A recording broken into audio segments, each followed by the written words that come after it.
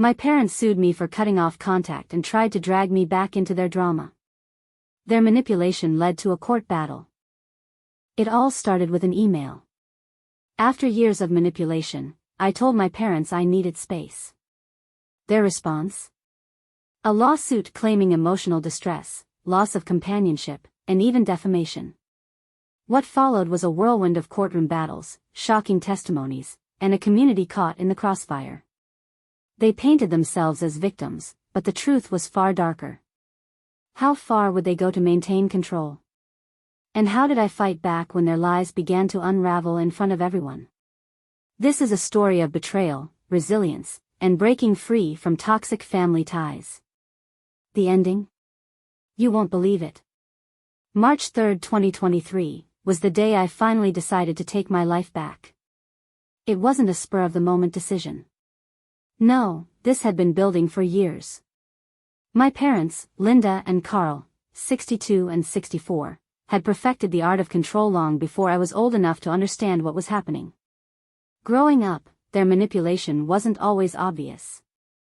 As a kid, I thought their constant oversight was just how parents cared for their children. But as I got older, their care became suffocating. Every decision I made, every step I took, had to align with their expectations. My job, my friends, even my relationships, they had a say in all of it. It wasn't enough that I lived under their roof until I was 22, constantly catering to their whims. Even after moving out, they found ways to tether me to their drama. The demands started small: help with errands, house repairs, or financial support. But over time, they grew more intrusive. My phone buzzed constantly with calls and texts. Why didn't you answer earlier? Are we not important to you anymore? Your cousin's wedding is next weekend. You better be there, we've already RSVP'd for you. Carl's feeling stressed. Can you send us $1,000 to cover some bills? It wasn't just about what they asked, it was the guilt laced in every request. We sacrificed everything for you, they'd say. Or, if it weren't for us, you wouldn't have the life you do now. They weaponized every favor they'd ever done for me, twisting gratitude into a leash. And when I dared to push back, the gloves came off. Ungrateful, they called me. Selfish. Heartless. The breaking point came in February, after a family dinner devolved into yet another lecture about how I wasn't living up to their expectations. You'll regret this attitude when we're gone, my mom said dramatically, dabbing at non-existent tears. My dad chimed in, you think you're too good for us now, don't you? I didn't say much. I'd learned there was no reasoning with them when they got like this. But on the drive home, something inside me snapped. I couldn't keep living like this, walking on eggshells, twisting myself into knots to keep them happy, sacrificing my peace for their approval. That night, I stayed up until 3 a.m. drafting an email. It wasn't easy to write. How do you tell your own parents that you need to cut them out of your life?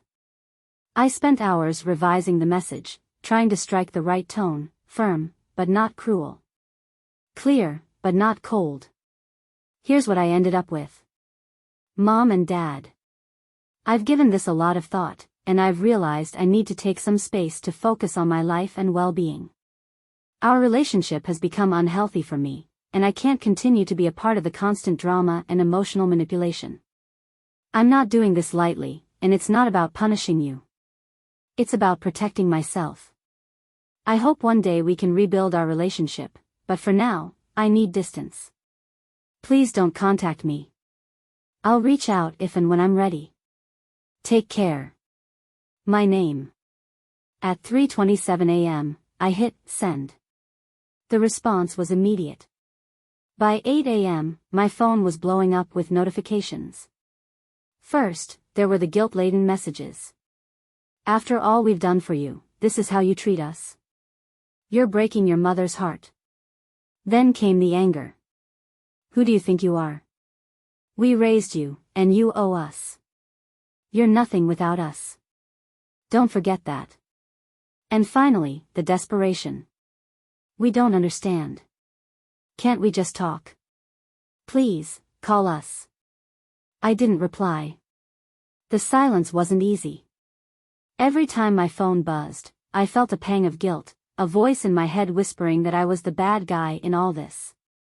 But I knew if I gave in, I'd be right back where I started, trapped in their cycle of manipulation. Their attempts to contact me escalated. They sent emails, left voicemails, and even tried showing up at my apartment unannounced. I didn't answer the door. I didn't reply to a single message. Then, after a few weeks, things went quiet. For the first time in my life, I felt free. The absence of their constant presence was jarring at first, like stepping out of a noisy room into silence. But slowly, I began to fill the space they'd left behind with things that made me happy: long walks, new hobbies, time with friends who genuinely cared about me. I thought the worst was over. But then came the knock on my door, the one that would change everything. It was a process server, holding a stack of papers that made my stomach drop. My parents were suing me. May 5, 2023, started like any other day. I was finally beginning to feel a sense of peace. 2 months of no contact with my parents had been transformative. The constant buzzing of texts and calls had stopped, and for the first time, I could hear my own thoughts. I was rediscovering who I was without their voices in my head. That morning, I was making coffee when there was a sharp knock at my door. I wasn't expecting anyone, but living in an apartment building, it wasn't uncommon for neighbors to stop by. I opened the door, expecting a package delivery or maybe someone asking to borrow sugar. Instead, I was greeted by a man in a suit holding a clipboard. "Are you, my name?" he asked, his tone professional but impersonal. "Yes," I said hesitantly. He handed me a thick envelope. "You've been served." I stared at him, confused. "Served? For what?" "I just deliver the papers," he replied, already turning to leave. I shut the door and sat down, the envelope heavy in my hands. My stomach churned as I tore it open. At first, the legal jargon didn't make sense. Words like plaintiffs and damages blurred together. But as I read further, the absurdity of the situation came into focus. My parents were suing me. They claimed I had caused them emotional distress by cutting off contact. Their demands were laughable. $50,000 for loss of companionship. $25,000 for emotional suffering. $10,000 for defamation of familial reputation. Defamation? What reputation? I hadn't spoken a word about them to anyone except my closest friends, and even then, I kept the details vague. The entire thing felt surreal. Who sues their own child for wanting boundaries? As I read through the complaint, my disbelief turned to anger. The document painted me as a selfish, ungrateful monster who had abandoned 2 loving parents. According to them, I had tarnished their good name by refusing to attend family gatherings and failing to answer their calls. They even included specific examples, like the time I ignored my mom's text about a family dinner or the Christmas I spent with friends instead of them. What struck me most was the audacity. This wasn't just about money, it was about control. They couldn't force me to come back into their lives, so they were trying to drag me back with the legal system. I put the papers down and stared at the wall, my mind racing. What were they hoping to achieve? Did they really think this would make me come running back, begging for forgiveness? I thought about calling them, demanding an explanation, but I knew that's exactly what they wanted. They wanted me back in their orbit, even if it meant destroying any chance of reconciliation in the process.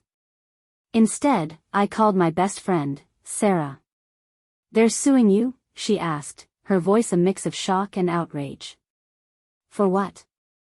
Not answering their calls?" "Basically," I said, pacing the living room. "They're claiming emotional damages because I set boundaries." "That's insane," she said. "You need a lawyer." Like, yesterday.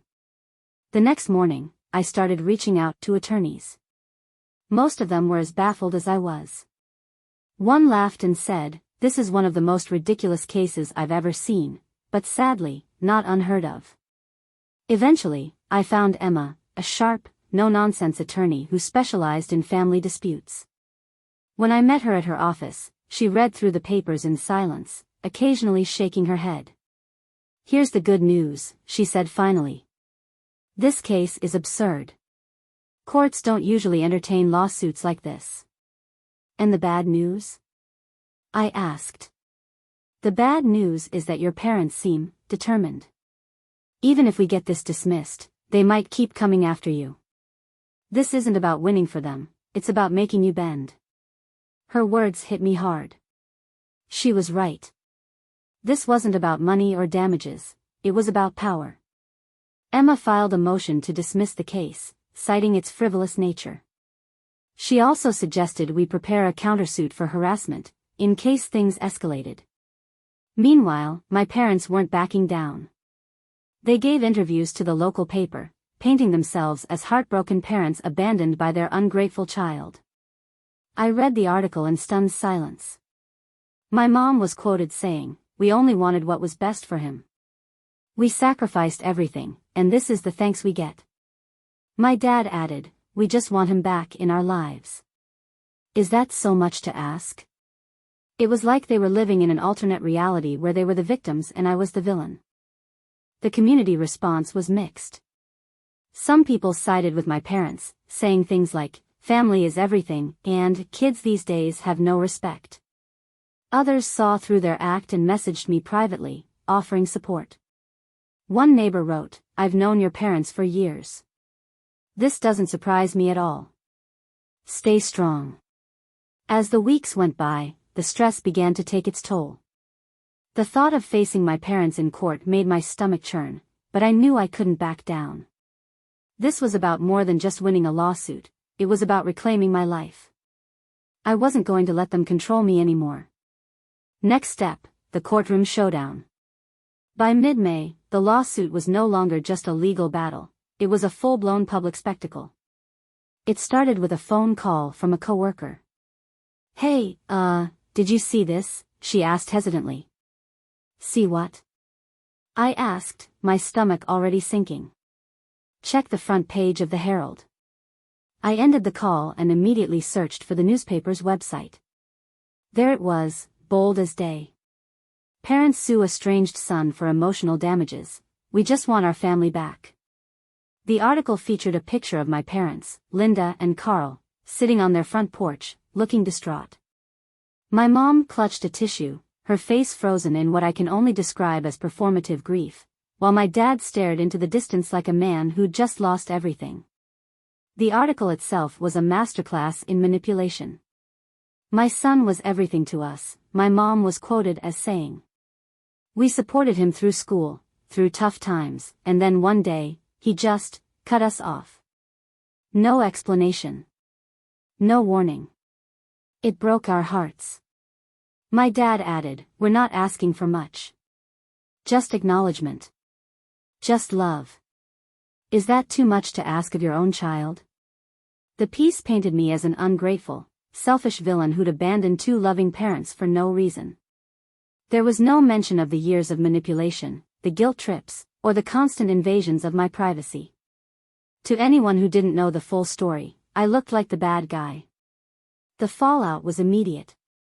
By lunchtime, my phone was buzzing with texts and calls from friends, coworkers, and even distant relatives I hadn't spoken to in years. "Is it true?" one friend asked bluntly. "Are your parents really suing you?" "I saw the article," another coworker said awkwardly. "That sounds intense." Even my boss pulled me aside. "I don't mean to pry, but is everything okay at home?" I could feel the judgment in some people's voices. To them, the idea of suing your own parents was unthinkable, a sign of selfishness or pettiness. But to others, the absurdity of the lawsuit sparked curiosity and disbelief. What hurt most was the divide among people I thought I could trust. Some friends bought into my parents' sob story entirely, calling me to say things like, "I get needing space, but isn't suing your parents a little extreme?" Others, thankfully, saw through the act. "You're doing the right thing," Sarah said, her voice firm. "This is classic Linda and Carl. They can't stand not being in control, so they're using every tool they have to drag you back in. But no matter how much support I got, the damage was done. My personal life had become a public drama, splashed across newspapers and whispered about in coffee shops. My parents, of course, were basking in the attention. They started holding court at the local diner, where they'd, coincidentally, run into reporters and eager listeners. My mom would recount her tale of woe to anyone who'd listen, dabbing her eyes theatrically while my dad nodded solemnly. One afternoon, a neighbor overheard them at church. "We're praying for him every day," my mom said loudly, her voice thick with feigned emotion. "We just want our son back." "God works in mysterious ways," my dad added. "We're staying strong in our faith." I almost admired their dedication to the performance. Almost. The tipping point came when a second article was published in the Herald, this one even more inflammatory than the first. The headline read, "Heartbroken Parents Plead for Reconciliation as Legal Battle Heats Up."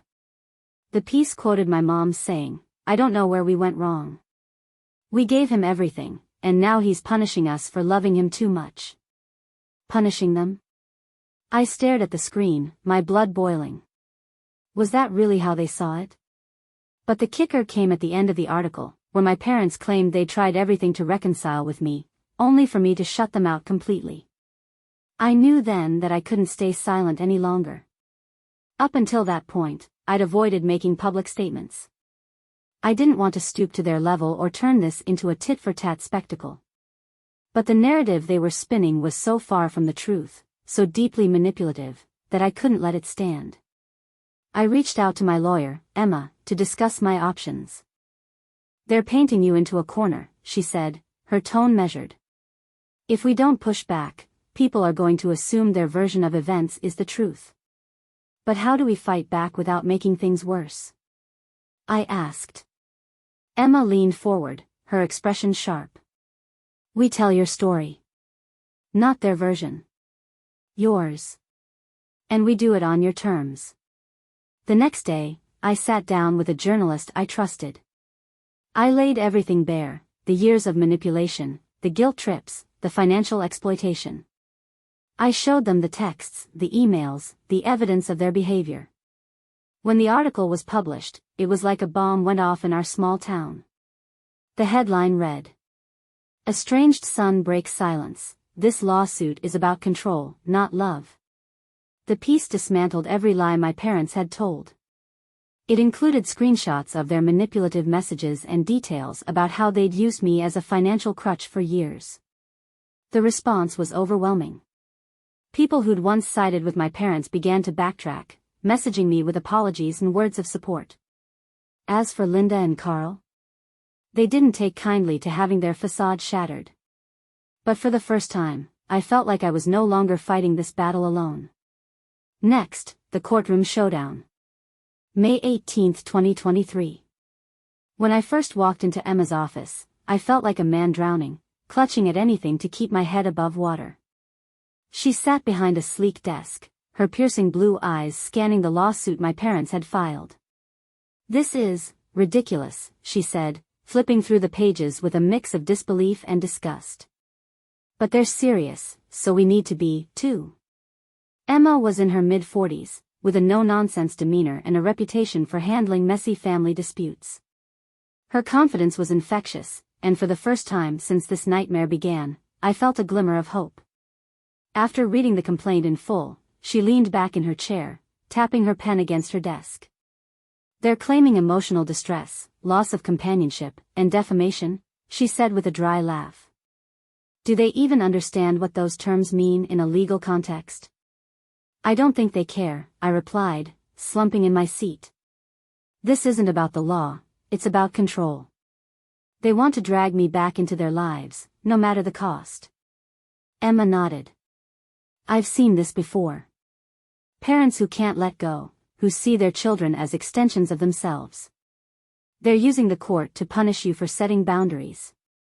"So, what do we do?" I asked. She sat forward, her expression sharp. "We fight. And we don't just defend, you push back." Emma's first move was to file a countersuit for harassment. She laid out a case that painted a starkly different picture from the one my parents had presented. We compiled years' worth of evidence. Emails and texts, demanding money, berating me for not attending family events, and guilt-tripping me with lines like, "After everything we've done for you, this is how you repay us?" Financial records, proof that they'd taken out credit cards in my name when I was 18, racking up thousands of dollars in debt without my consent. Testimonies from friends and neighbors, people who'd witnessed their manipulative behavior firsthand. Emma also subpoenaed my parents' financial records, which revealed a bombshell. Despite their claims of selflessness, they'd been relying on me as a financial crutch for years. "They've been using you," Emma said as she reviewed the documents. "They spin this narrative about sacrificing for you, but in reality, you've been propping them up." I felt a lump in my throat as I looked at the numbers. Thousands of dollars had flowed from me to them over the years, money I'd given out of guilt, believing their sob stories about overdue bills and financial emergencies. "They've been telling everyone how ungrateful you are," Emma continued. "But this shows the truth. They've been bleeding you dry." Emma's strategy was twofold. Defend against their claims, she filed a motion to dismiss the lawsuit, arguing that it was frivolous and lacked legal merit. Go on the offensive, the countersuit for harassment was designed to expose their manipulative behavior and show the court that this wasn't about emotional distress, it was about retaliation. "I want to make this as painful for them as it is for you," Emma said bluntly. "If they want to weaponize the court system, we'll turn it back on them." The first court hearing was scheduled for June 10th. As the date approached, my parents ramped up their public campaign. They gave more interviews to the local paper, framing themselves as victims of a vindictive son who was trying to ruin them. But Emma wasn't fazed. "Let them talk," she said with a smirk. "The louder they are, the easier it'll be to show the court who they really are." The day of the hearing, I walked into the courtroom feeling nervous but determined. Emma had prepared me for every possible scenario, drilling me on how to stay calm under cross-examination and reminding me to stick to the facts. My parents sat across the room, my mom clutching a tissue as if she were auditioning for a soap opera. My dad avoided my gaze, his jaw set in defiance. Emma started by presenting the motion to dismiss. She argued that the lawsuit was frivolous, pointing out how vague and exaggerated their claims were. "Emotional distress from a lack of companionship," she said, addressing the judge. "The defendant isn't a service animal. He's an adult with the right to decide who he interacts with." The judge chuckled at that, which sent a flicker of relief through me. But Emma wasn't done. She transitioned into the countersuit, laying out years of evidence that painted a damning picture of my parents' behavior. "Here are text messages where the plaintiffs berate the defendant for not sending them money," she said, holding up screenshots. "Here are emails where they guilt him for prioritizing his own life over their demands. And here," she continued, holding up a financial report, "is proof that they fraudulently opened credit cards in his name to fund their own spending." The courtroom was silent. Even my parents looked stunned, as if they hadn't expected their dirty laundry to be aired so publicly. By the time Emma finished, their carefully crafted narrative of loving, heartbroken parents had been completely dismantled. "They're not victims," Emma concluded. "They're bullies. And this lawsuit isn't about justice, it's about control." As I left the courtroom that day, I felt something I hadn't felt in months: hope. June 10, 2023. The courtroom was packed, a mix of curious onlookers, local reporters, and a few of my parents' church friends who had bought into their act. My parents sat at the plaintiff's table, dressed as though they were mourning a great tragedy. My mom, Linda, clutched a tissue in one hand, dabbing at her eyes theatrically. My dad, Carl, sat stiffly beside her, his face a mix of righteous indignation and forced solemnity. Their lawyer, a man who looked as though he'd been plucked from the set of a legal drama, stood with a stack of papers. He had the air of someone who thought this case was a slam dunk, likely because my parents had fed him a carefully crafted sob story. I sat at the defendant's table with Emma.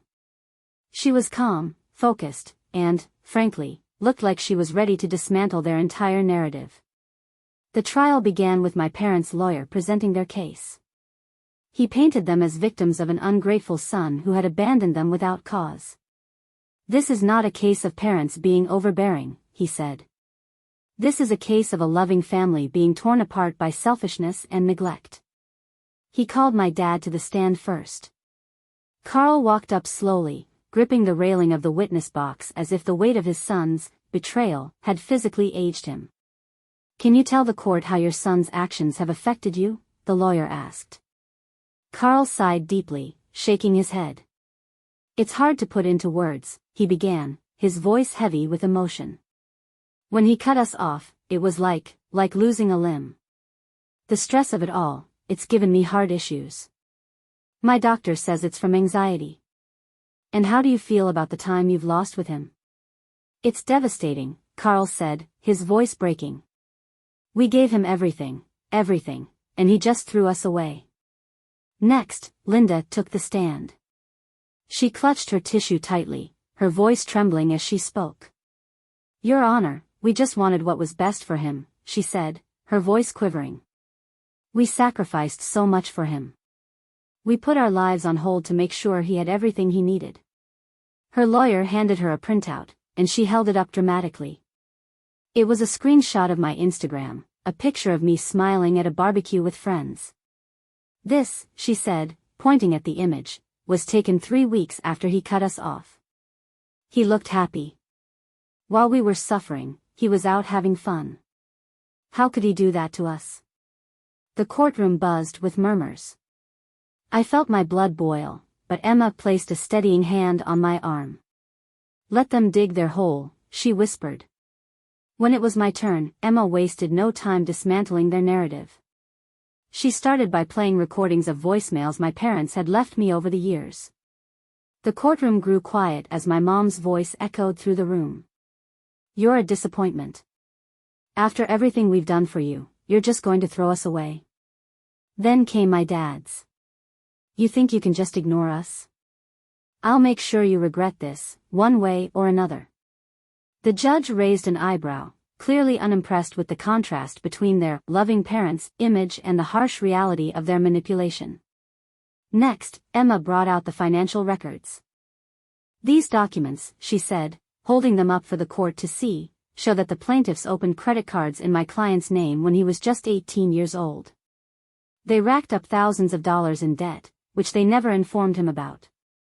He discovered this years later, when trying to apply for a car loan." Linda shifted uncomfortably in her seat. Carl stared straight ahead, his jaw clenched. "Your Honor," Emma continued, "this is not the behavior of loving parents.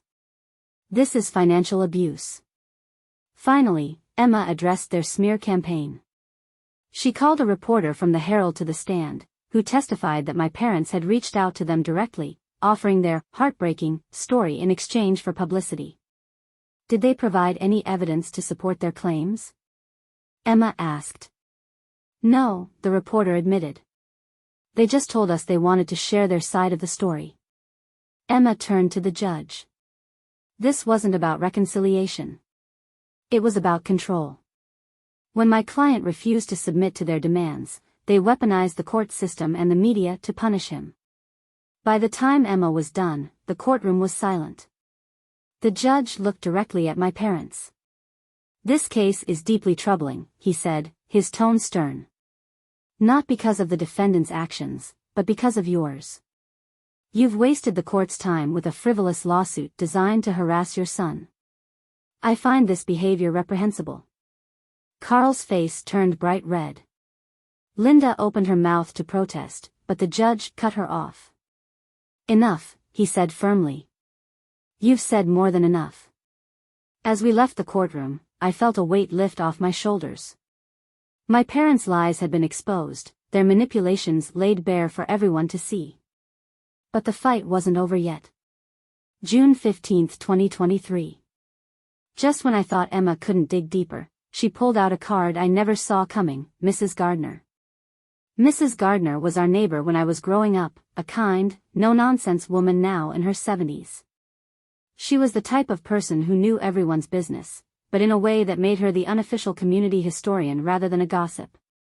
I hadn't seen her in years, but when she walked into the courtroom, steady and confident despite her age, I felt a flicker of hope.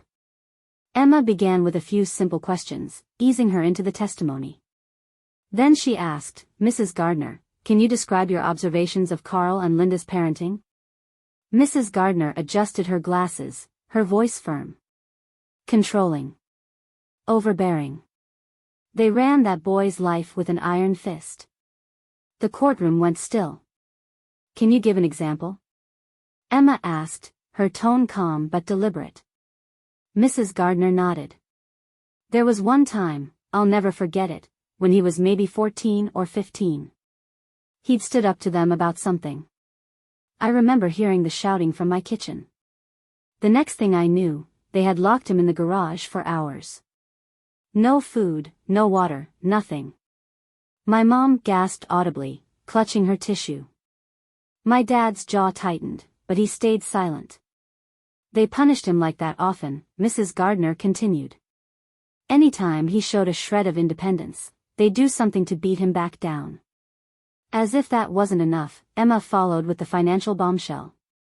She held up the documents, letting the courtroom take in every damning detail. "These records show that Carl and Linda opened multiple credit cards in their son's name when he was 18, accruing over $20,000 in debt. They never informed him and never paid it back." The courtroom erupted in whispers. My parents, once painted as heartbroken victims, now sat exposed as manipulative and deceitful. For the first time, they couldn't hide behind their facade. Their lies were crumbling, and I was finally free.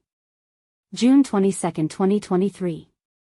The courtroom was silent as the judge flipped through his notes, the weight of the past weeks hanging thick in the air. My parents sat at their table, Linda clutching a tissue she had barely used since Mrs. Gardner's testimony, and Carl tapping his foot nervously.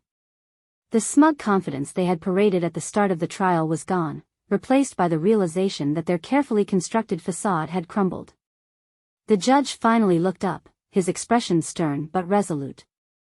"After reviewing the evidence and hearing testimony from both sides, this court finds that the plaintiff's claims lack merit.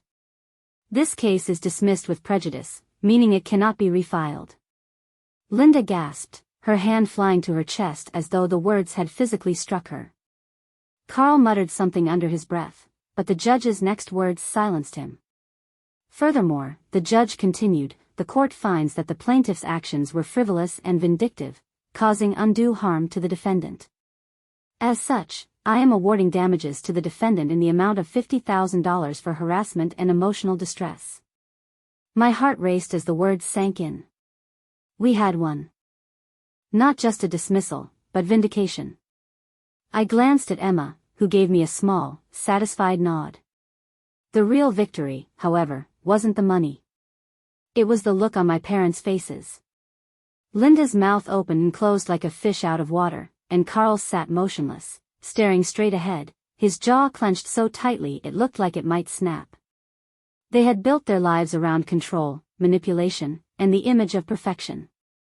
And now, in front of the community they had spent decades fooling, their lies had been laid bare. As the courtroom emptied, I stayed behind for a moment, taking it all in. The courtroom that had once felt suffocating now felt like a space of freedom. For years, I had carried the weight of their expectations, their guilt trips, and their anger. But as the gavel struck the final time, I felt that weight lift. Linda and Carl didn't look back as they left the room, their heads low. For the first time in my life, I wasn't chasing after them. The fallout from the trial was swift and brutal, for them. The community that had once rallied around my parents turned cold. Friends who had believed their sob story distanced themselves, some even apologizing to me for taking sides. Their reputation, built on years of carefully cultivated lies, was irreparably shattered. I, on the other hand, was finally free. The $50,000 in damages wasn't life-changing, but it was enough to give me a fresh start.